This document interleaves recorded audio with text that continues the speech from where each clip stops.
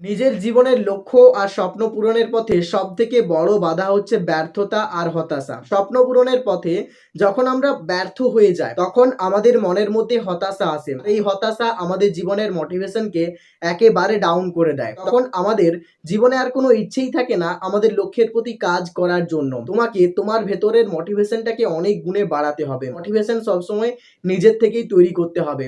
বিভিন্ন social media এবং motivational বই পড়ে যে মোটিভেশন তুমি অর্জন করবে, সেই মোটিভেশন ক্ষণিকের জন্য। সেই মোটিভেশন বারুদের মতো দপ করে জ্বলবে আবার নিভিয়ে যাবে। নিজের ভেতর থেকে যদি মোটিভেশন বের করতে পারো, সেই মোটিভেশন তোমাকে জীবনের শেষ দিন পর্যন্ত সাকসেস অর্জন করতে সাহায্য করবে। জীবনে যদি নিজের লক্ষ্যগুলোকে পূরণ করতে চাও, তবে আলসেমির অভ্যাসটাকে একেবারে ছেড়ে দাও। আর আলসেমি আসতে করতে গিয়ে সেইটাকে আগে খুঁজে বের করো। কারণ যতই তুমি আলসেমিকে ছাড়ার চেষ্টা করো না কেন, তার মূলটাকে যখন না পর্যন্ত তুমি উপড়ে ফেলছো, ততদিন পর্যন্ত তুমি জীবনে আলসেমিকে ছাড়তে পারবে না। আর আমাদের জীবনের সব থেকে বড় বাধা হলো এই আলসেমি। আলসেমির কারণে আমাদের জীবন ধীরে ধীরে ধ্বংস হয়ে যায়, কিন্তু আমরা কেউ জীবনে আলসেমিকে ছাড়তে পারি না। জীবনে যদি একজন সাকসেসফুল মানুষ হতে চাও এবং নিজের চরিত্র আর ক্যারেক্টারকে যদি স্ট্রং করতে চাও, তবে জীবনে আলসেমিকে অবশ্যই ছাড়তে হবে।